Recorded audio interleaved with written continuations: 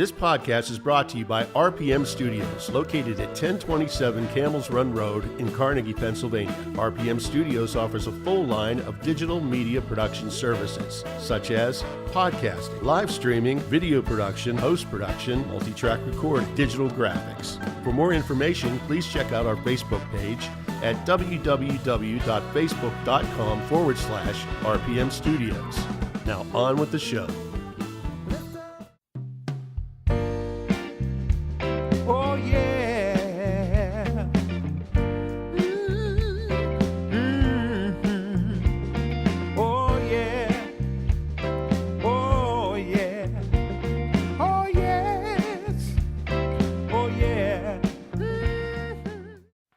Welcome to RPM Studios.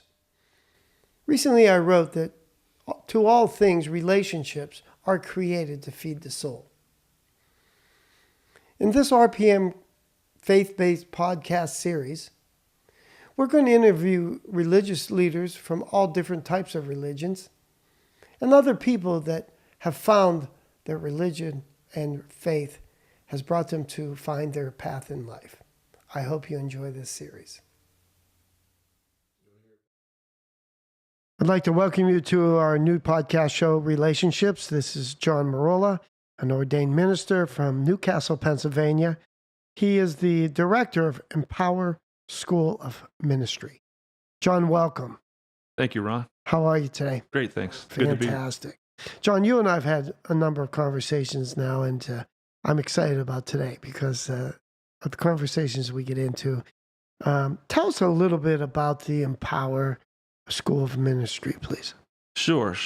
Well, I'm a member at New Brighton Christian Assembly, which is about half hour or so north of Pittsburgh. And so about 5 years ago, our pastor mentioned in a meeting that he had a vision to start a school of ministry to raise up ministry leaders. And so I had been feeling in my heart a call or a pull to get involved in that same type of thing, to train leaders. And actually, at the time, I was going back to school, getting my master's in organizational leadership.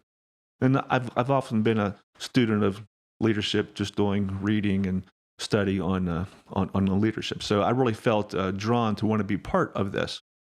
So I talked to him afterward, and so we started to have lunch and just meet and just kind of talk about what this could look like. And so at the end of my program, about a year later from this point, I graduated, and then I was hired by the church part-time to launch this school.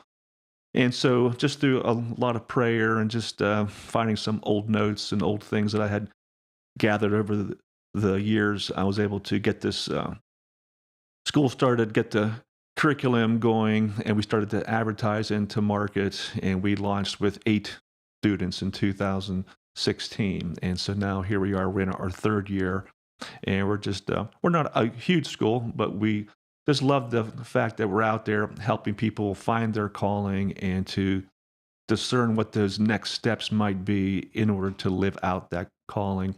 And we just feel a responsibility, I guess, at this time in our lives, to be able to mentor and to raise up the emerging generation of future ministry leaders. I love the word mentor. As a young man, I was fortunate. My father used to always encourage me to have mentors that were people I could go to. And of course, Bill Smith was a guy I worked with and grew up with and taught me how to read the stock market, newspaper signs and all that. And lo and behold, one of my mentors became an important factor because I ended up working on Wall Street. Who would ever think? Wow. But why do you think mentorship is so important? Because, it seems like a lot of young people don't understand that. And is it a lot of communication is seemingly lost? And I think mentorship can really help that build relationships in that way. Right. And we were talking about this earlier, too. I do believe that God works through knowing people. And there's this saying that we've all heard for years, it's not what you know, it's who you know. And there's maybe like a negative feel to that. But I think that can be a positive thing, too. And I think that God does work through the people that we relate with. I mean, obviously, God is relatable. He's always going to invite us to know him. But I think that whenever God wants to accomplish something, He's going to bring people into your life. He's also going to put you into the path of other people to accomplish His purposes. And so, while we do live in a digital age and a information age when there's so much stuff available out there that you could just always Google search something or just pull up something on the internet, I think there's some things that are just some old-fashioned things that you just can't duplicate, that you just can't substitute. Mm. And so that's that one-on-one, that face-to-face encounter. And so that was actually why when we were starting the school, we had looked at maybe doing some online instruction. And so while there's a place for that, and I think it's valuable in some settings, we didn't really want to be that identity of an online program. We really wanted to have the classroom face-to-face instruction, because I think there's some things that are better caught than just taught.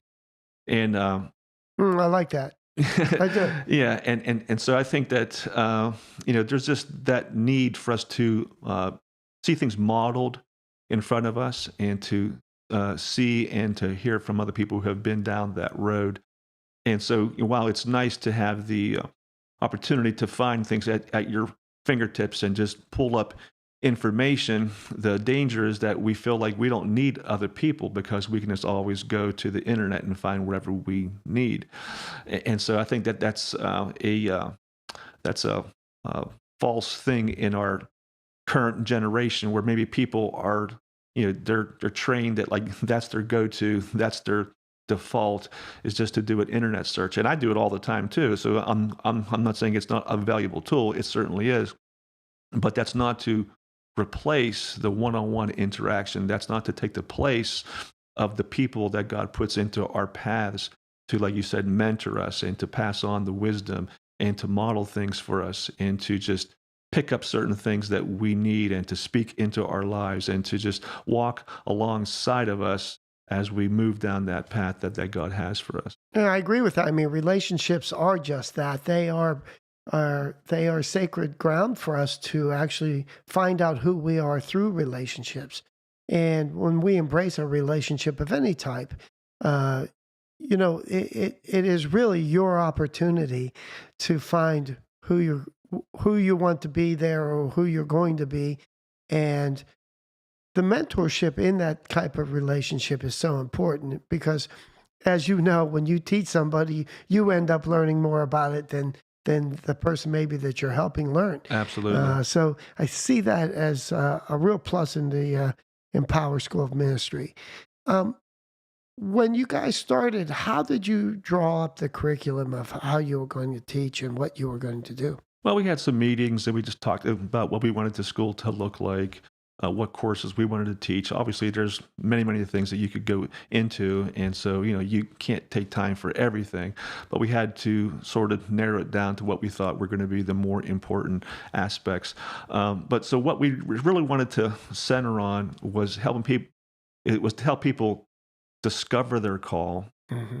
to get comfortable with knowing God's voice in their life, not only for this season when they're trying to figure that out, but for their entire life. And then also just to own that call, to really embrace it and to really commit to what that call is all about, because it's a lifetime call. It's not just a profession. It's not just a career. It's not just a call just to have a job in ministry or in the marketplace, but it's something that you need to embrace completely. And so we just encourage people to learn what that call is and to own that call and to really commit to it completely, and then to live out that call, because having that call but living that call are two different things. And so I believe that all of us are called, that God has and whenever I say call, I mean that there's a purpose, there's a plan for us. We're not just here just randomly roaming the earth just to find something to do or to just and so pay many the people bills. find success in their job or in their, yet they're making more money than ever and they're still profoundly unhappy. So Absolutely. But let's talk about what you were saying there a little bit, because finding how to tune into those whispers that God's sending us, and to talk about finding your dreams and where you're meant to be in the journey you're on.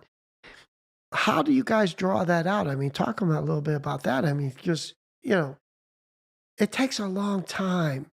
At least for me, it was a long time to start to really listen internally to where I'm supposed to be going. They used to call me the bulldog. I would just force my way into places because I thought I could.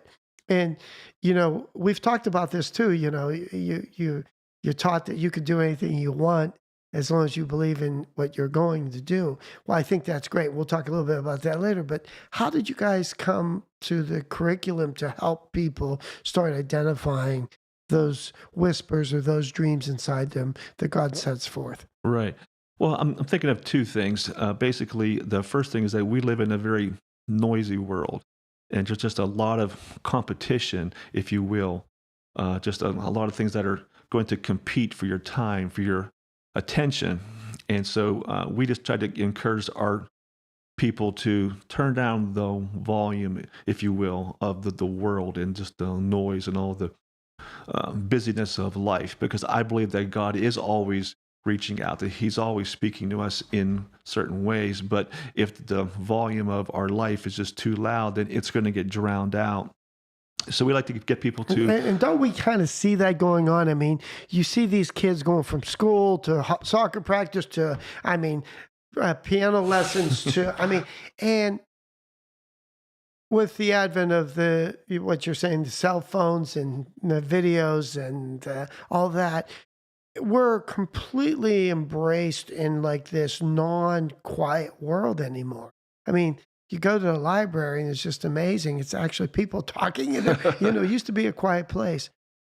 In my life, I go to adoration on Tuesday mornings. I started it as a prayer factor, and it's changed my life. And so I'm really in tune with what you're saying and embracing that quiet time, that ability to take prayer and really understand what prayer is about, because prayer is nothing but a conversation with God.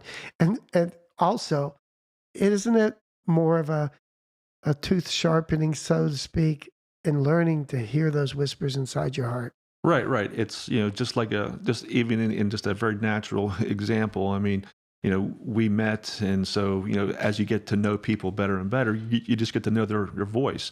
And so if it's someone that you just met, I love that and analogy, then you get a phone call from now we have, a caller ID, so you would know who's calling. But, say that you didn't, excuse me. And so you hear that voice, and so maybe you're not really sure who it is. But then after you get to know someone, then when you hear the voice, you know who it is, because now you've grown comfortable and you understand who that person, because our voice is very much a part of our identity.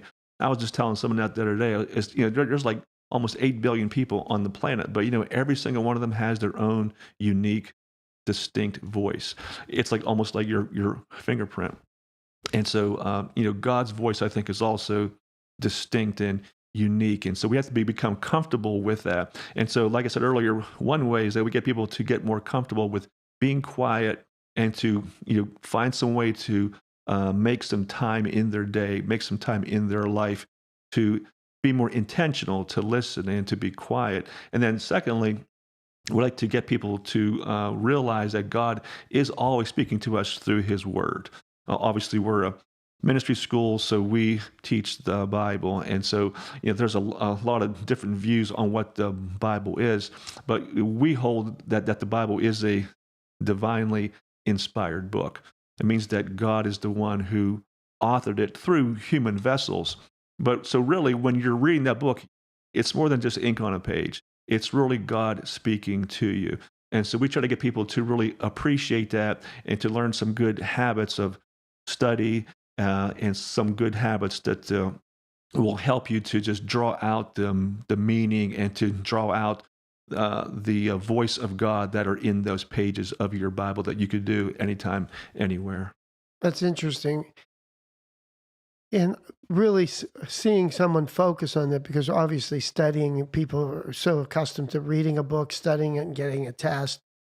But studying your inner core of your beliefs, the things that are resonating in your heart and soul, that's a deep subject to be able to teach someone. I mean, so what do you do?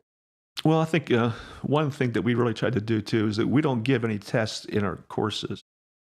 we really feel that a better measure of learning is to have them write what we call reflection papers.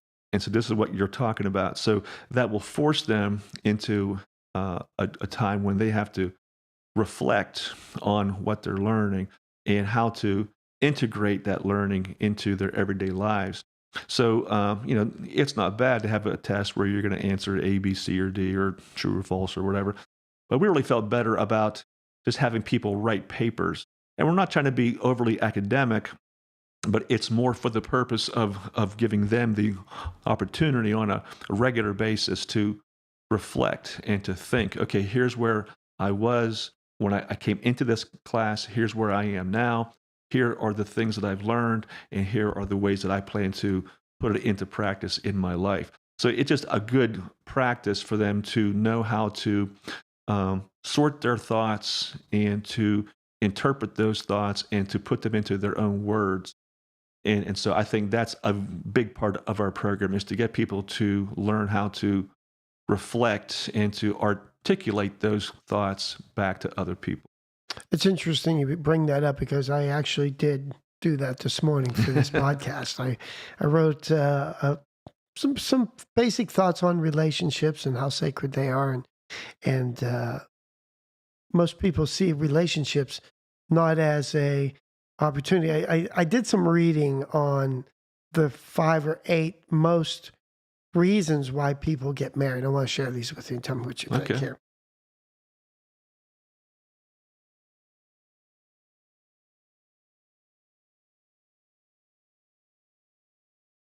What you're saying is entering into relationships purposely and purposefully. And so what you're doing is bringing people into God to start to listen to God purposefully and creating that idea. But I was amazed that most people get involved in a marriage or a major relationship for reasons such as to end loneliness, to fill a gap in their life, to bring themselves love,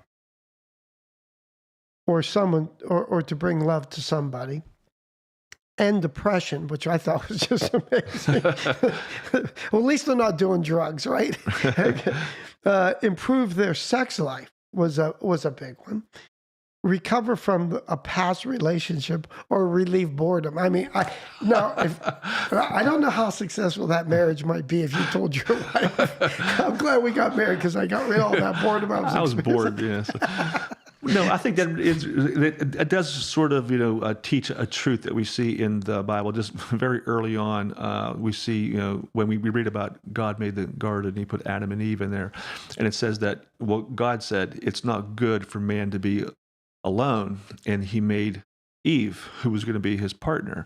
And so I think, certainly that applies to the marriage, but I think it also applies just to life in general. It's not good for us to be alone, to be on our own. We need to have friends. We need to have a circle of influence. We need to be part of a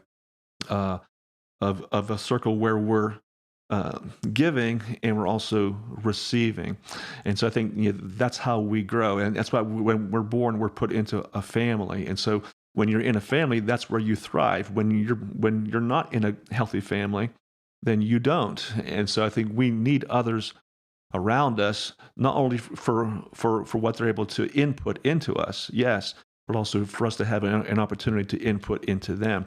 And so when we're able to walk that out, then we're able to really enjoy life and to grow and to reach our full potential. When you purposefully start allowing people to see relationships as more of an opportunity, not to relieve boredom or have a better sex life or to, bring love, because I think we're so bombarded all the time with those kind of things and what we're trying to do. In your class or in your study, how do you bring out that opportunity? I mean, that school itself is an opportunity. I mean, I would love to experience something like that. I think it's an amazing thing you're doing. And because it took me all these years to get to where I'm going, and I would have loved to have been able to spend that kind of quality time like Jules Granati over here, our engineer. I don't know if you can see him on camera or not, but at his age, hanging out with you. By the way, that's how we met with Jules Granati. So thank you for that, Jules. Jules is our engineer.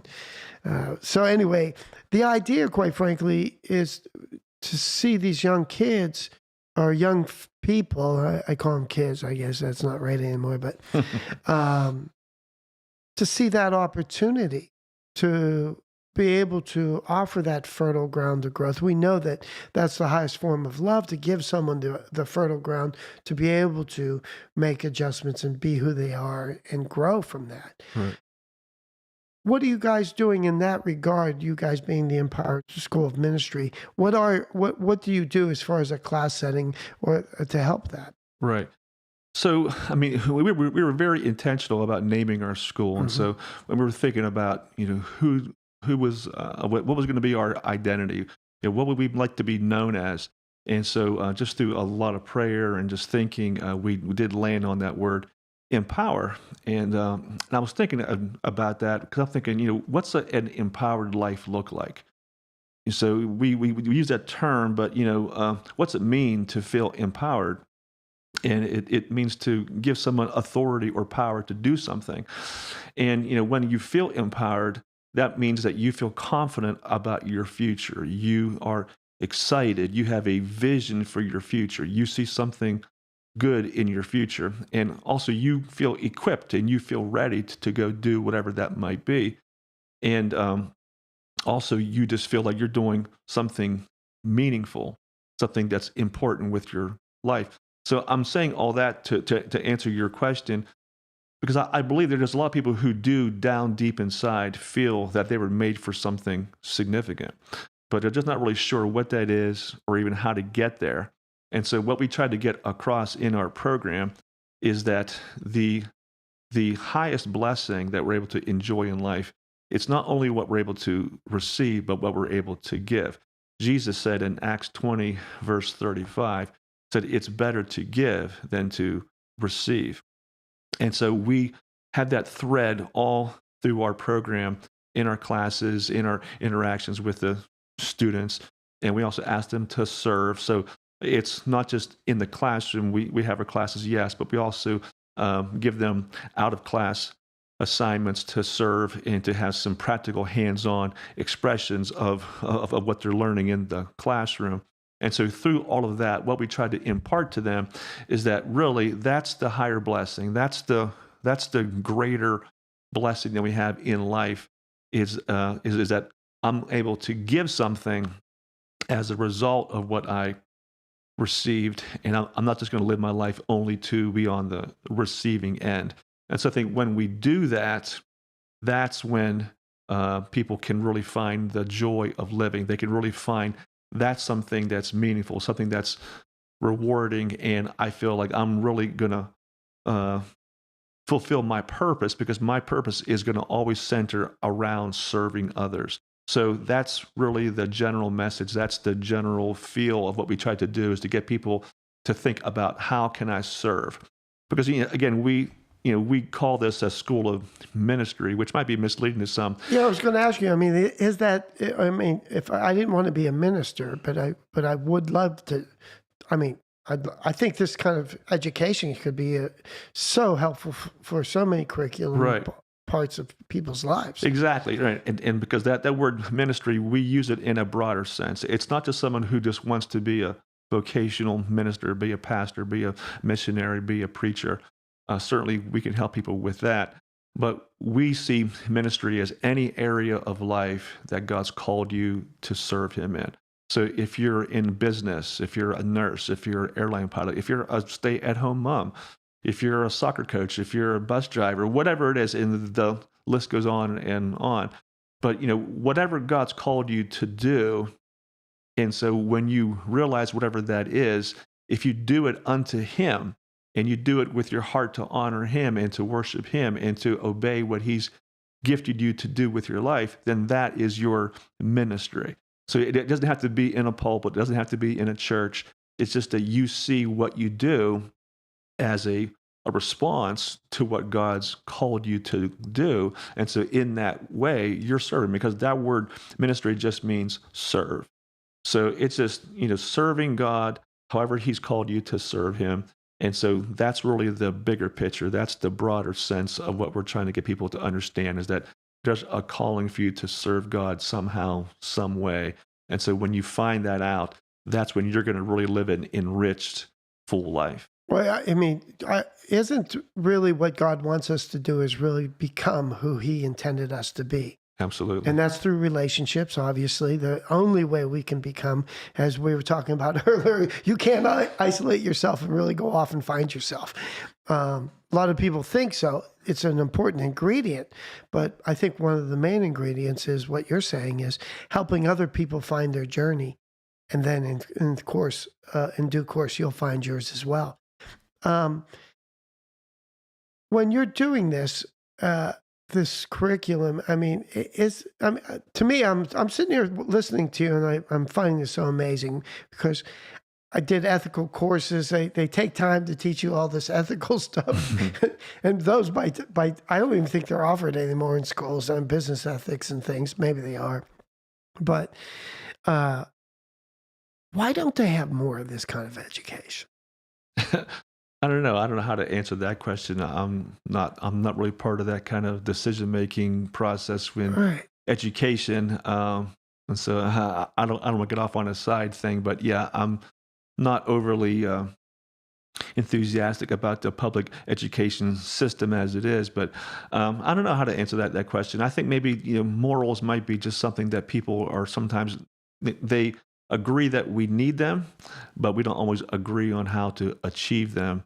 And so I think that sometimes people just sort of figure it out for themselves. It's hard to have a standard that everyone's going to be happy with. And so I think maybe that's so it boils down to money. How does your school maintain itself? Well, obviously through tuition payments, that's the one thing. But but in order to make the school affordable, we have kept it what we thought was a very reasonable price. So we also rely on people to donate, and so our church has been very helpful for that. So they've helped to underwrite the cost to get this school started, and we're also in the process of starting a scholarship fund. And so we're looking for people to donate and to help us to create a fund that will make the school affordable, so that we're not really going to charge everybody what it actually cost us. Because again, we're not in it to make money. We're in it to offer people a program and a service that will change their lives and will also influence the future. But we do have to pay the bills, and we do have to take care of those things. And so so what we're trying to do is to just let folks know that we're out there, and if they feel that they like our cause and they like what we stand for, that they may want to consider either a one-time gift or a recurring gift that will supply this fund that we can scholarship people, and we could, maybe only charge, say, 50% of what it actually cost us, or something like that, just so we could make this program more accessible to people. And so it's not going to be a thing where people will say, I would like to come, but I can't afford it. Mm-hmm. And so we just want to make it very much affordable. If people want to get a hold of you, what do they do? Well, our website is empowernbca.com. So that would be the first place that I would point people. And so they're able to get, and we're on social media, we're on Facebook, we're on Twitter, we're on Instagram, we have a YouTube channel. So we do work with all the social media outlets, and so we're out there, and so people can just do a search, Empower NBCA School of Ministry. And what church are you connected with? Yeah, it's New Brighton Christian Assembly, which is how we got the NBCA part of it. Okay, where is that located? It's we're in Beaver County, which is about 35 miles or so north of the Pittsburgh area. And what is the website address? Yeah, it's Empower NBCA. So that's EMPOWERNBCA.com. Okay, great. One of the things that I am really excited to hear is that there are people out there who are looking at the world and saying, we need to make people aware of how special they are. I think a lot of times these younger people, and maybe perhaps they didn't grow up with a father and mother as I did, or people talking to you about how important you are and what you're supposed to try and do in this world to help other people. When you're doing this type of work, it has to give you such great feeling. I mean, I can't imagine I'm sure you go home every day and still have the dishes to do and everything. So I'm not going to pretend like that everyday life's not happening. But I'm going to take me back to 20 years of age, and you're in Newcastle, Pennsylvania, and you're a bodybuilder, Mr. Newcastle, right? Well, that was a long time ago, but yes, yeah. I'm glad he didn't rip off his shirt and start. If you had the T-shirt under there, I'd be really afraid. But when did you feel this calling? Yeah, well, that's a good question, and it's nice to, from time to time, just reflect. We're not always where we want to be, but we're not where we used to be. So it's good to sometimes go back and to see how God's been faithful and how God's worked and moved in your life. But I was in college, and I just sensed that there was something more to life. Didn't know what that was. I mean, I was raised in the church, and so I was faithful to that, but I didn't really have what I would call a vibrant faith. And so just through bodybuilding, I was going to the gym all the time, and I met these two guys. And I could just tell they had something about them. They were different. And I liked what was on them. I didn't know what it was. They just had this special quality. They had something special. And so we just started to hang out all the time with these two guys. And they always had their Bibles with them all the time. And so I just got to be more interested in the Bible. And so I started to read the Bible. And so from that, I just realized that I needed to make a true commitment to Christ. So this is all happening during my college years, and so I did that. And so after that... let's back up for a minute. A true commitment to Christ. Tell me what that is.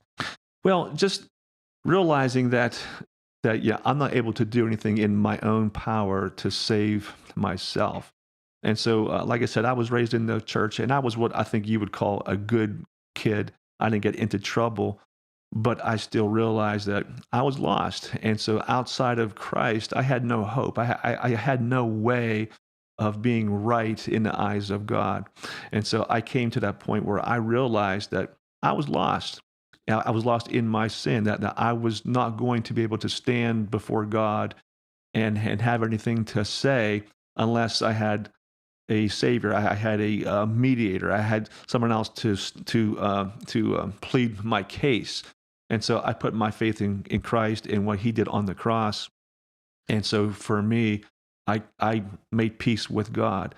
And so I put my trust not in what I could do, in me being good, or in all the nice things that I could possibly do, but the full weight of my trust was on Christ and what he did for me. And so I had what you would call a life-changing experience. And so I did. I just truly became a different person. And so I just became very, very hungry for God, and I began to read the Bible and to just go after God with a real passion and a real intensity. And so I just learned very early on that I just had a real desire to get involved in the things of the church. And so I guess maybe that's just because that's what my purpose and my calling is. And so I just got more involved and just served in any way that I could. And then I met the woman who I would marry eventually, and then her parents pastored a church. And so we helped out there for a lot of years, and I did pretty much anything, everything, you name it, we did it, we served, we helped. And so we did it because we loved it. And so I just began to realize that I was called to be in ministry and to serve. And again, when I mean ministry in be in that sense of the word, being a minister. And so for me, that was how that started. I just knew that there was nothing else that I could ever do that would really satisfy me, that would really make me content. Now, I did work for years in the corporate world, and I did that, and I traveled on the weekends and would go to other churches and speak. And so I did that for years, where I worked a job during the week, and I did ministry on the weekends. But then at some point, I was able to step away from secular work, and now I give my time completely to ministerial work. That's great. That's fantastic. So you're a young guy, you're a bodybuilder, you're on the exterior, you're this picture of total health, and inside you're feeling not so strong. And was it a mentor? Was it a person, or what allowed you to start feeling those whispers, those feelings about where God wants your dream to go, where your journey was supposed to go, to become who you're meant to be and who you are today, and where you're going? Obviously, it's exciting what you're doing, but take us back there again and say, where are we at that point? You know, your exterior again is, you're a chiseled man, Mr. Newcastle. There's just a lot of big Italian guys out there. I know. I used to go to the Lees and the Dukes. I'd seen some of those guys. What was it that allowed you to start listening to your internal whispers from God? Right, and so as I look back on it, and like I had already alluded earlier, I met two guys at the gym, and they had a special something that I knew I didn't have. And I don't know what to call it. I didn't know what to define it as. I just knew that they had something that I didn't have. And so what I came to find out later was that they had a personal knowledge of God, that they knew God in a way that I did not. And so they had a peace. They had a confidence. So you actually saw this aura about them. Right. Yeah. They had this quality about how they lived their lives.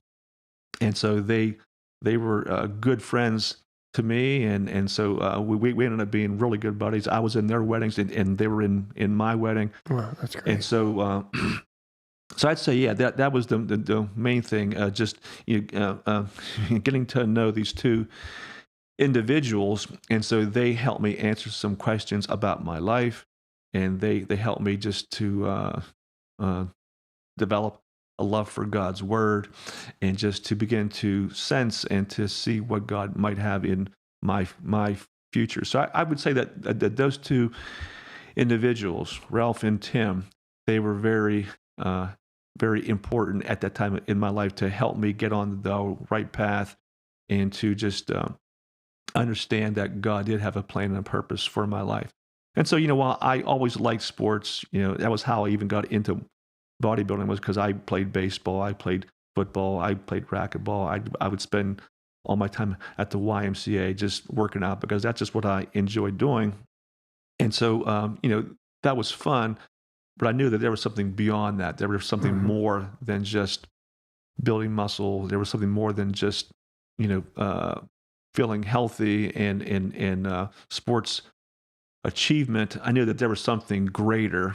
And so I just came to realize that I wanted to be part of something bigger than myself. And so I started to see things from more of a eternal perspective, that at the end of my life, will I be happy because I have 18-inch biceps, or will I be more happy because I did something else that was much more meaningful, much more impactful, that went beyond just my life? Are those two gentlemen in ministry? Yes. Really? Yeah, they are. Yeah. That's interesting. They weren't then, though, right?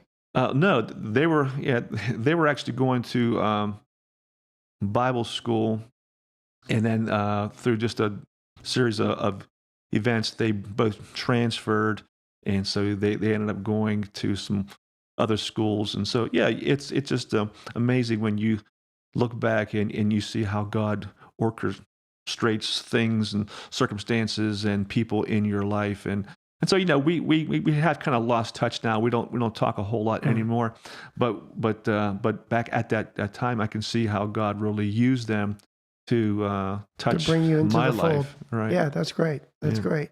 How much time are we looking at, Jim? What are we looking at on time?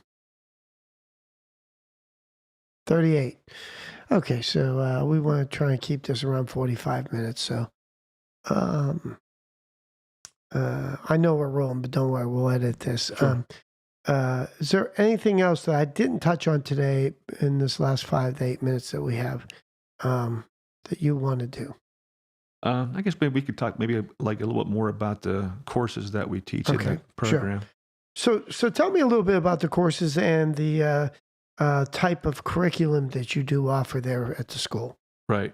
So we offer a 2-year program. And so the first year program, I see it as being more foundational, where we help people, like I said earlier, discern what that call is in their life and to just build spiritual disciplines like prayer and listening to God's voice and Bible study and things like that. So we teach classes on prayer, classes on faith. We teach, actually, we even do a course on personal finance to help people secure that part of their life so that money's not going to be a barrier to them being able to follow God. So they're able to keep that part of their life in order so that they're able to move forward in what they see. You should let me God's know. I'll plan. come down and help out with that. Great. Awesome. I used to be an adjunct to. professor at St. Vincent's College. I taught finance and accounting type of stuff. Excellent. Thought it was great. Yeah. I'll take you up on that. Yeah. All right. You should do that, John, please. When you start your school, is it, this first 6 months is this, or is it kind of like learning karate? You just keep earning belts and then pretty soon you graduate. I like that, how you put that. Yeah, it is designed to build on each other. So we have 4 10-week terms. So we go pretty much year round. So 40 weeks out of each year. So there's a commitment. And so we have a Sunday night program. So we just meet one night per week, Sundays from 6 till 9. We have 3 one-hour classes. And so, but each term is built to grow and to progress down a certain track. So, like I said, the first term, we get more into talking about your calling, your purpose, and hearing from God, and to manage the part of your life with finances. And then later on in the year, then we get into talking about the Old Testament, talking about the New Testament, just give people a brief overview of those kinds of things. And we also talk about how to interpret the Bible, because reading the Bible and to interpret or to extract meaning from what you're reading takes a little bit more effort.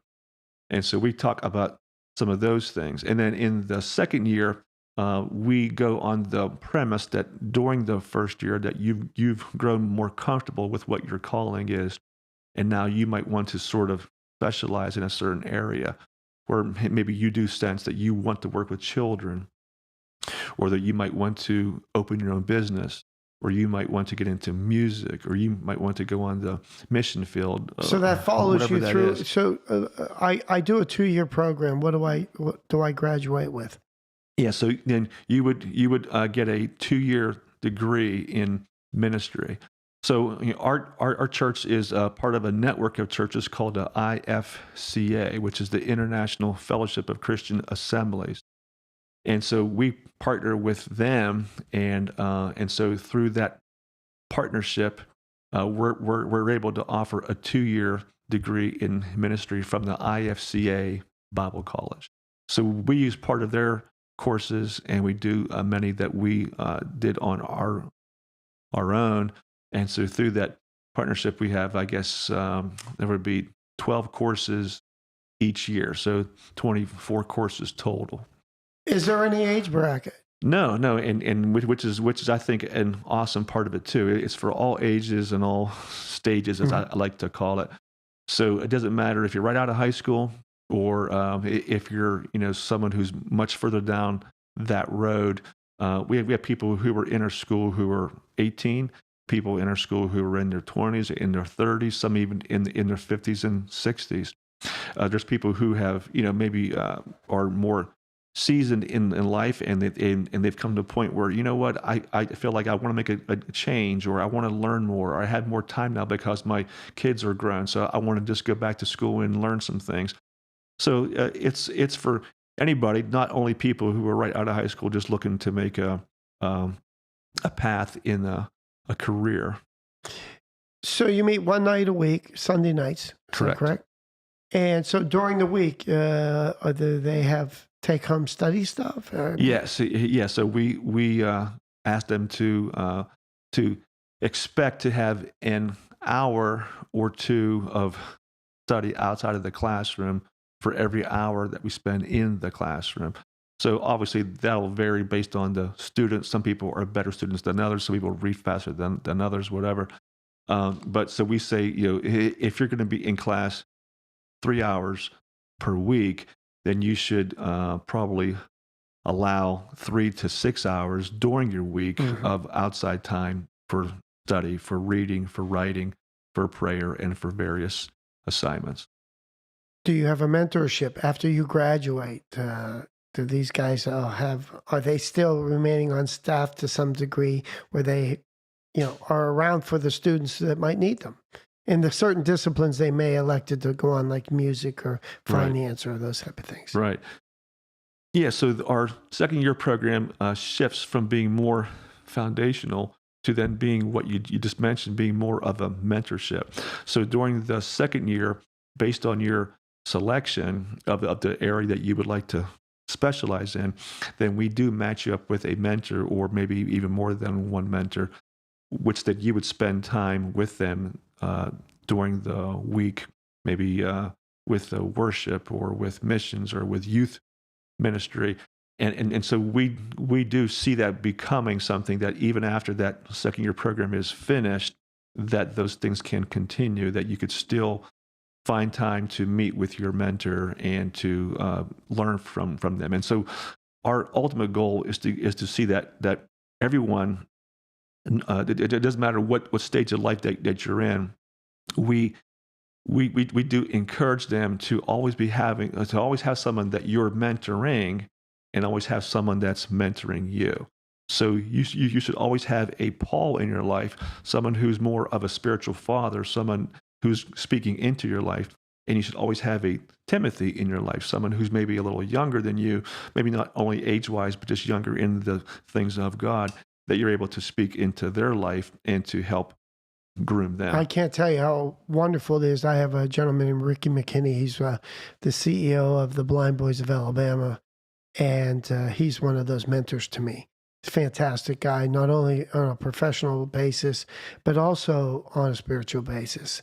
And very neat discipline for me to have that in my life. Very, very blessed.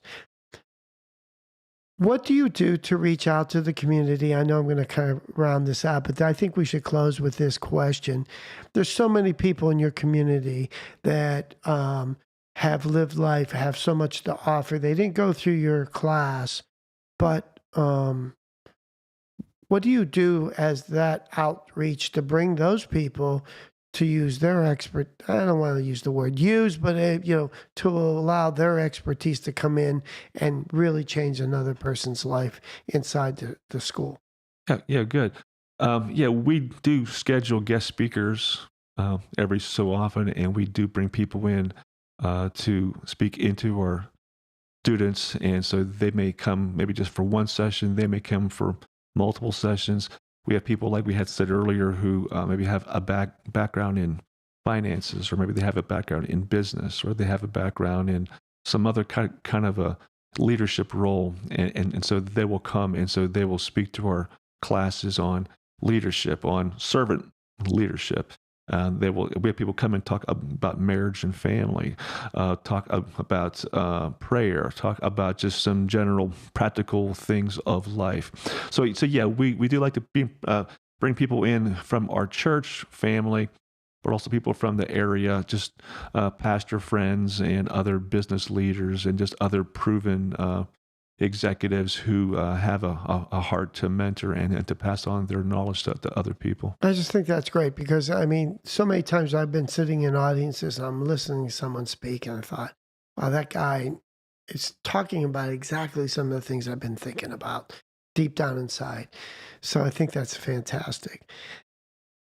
One last question, and we'll call it a day here. So, in your curriculum as you're going through school, are you having people in year one, beginning, and then maybe they're in year two and there's a new class? Are they all mixed together, or are they segregated classes? Right. Well, I mean, us being a newer school, we haven't really reached that point yet. Okay. But we do envision being in that place where we do have a first year and a second year running concurrently. Okay.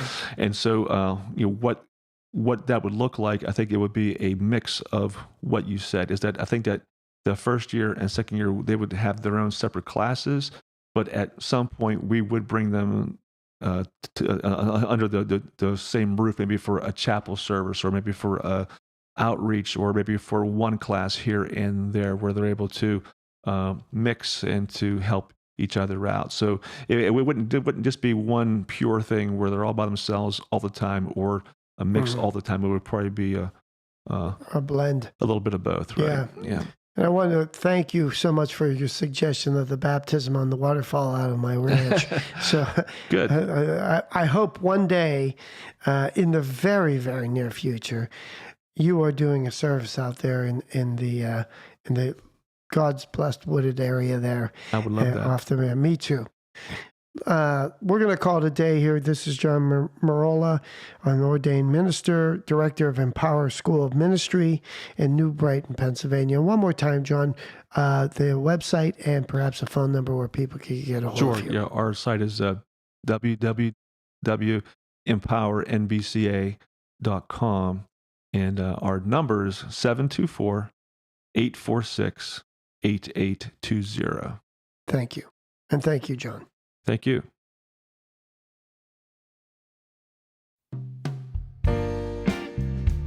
Oh yeah.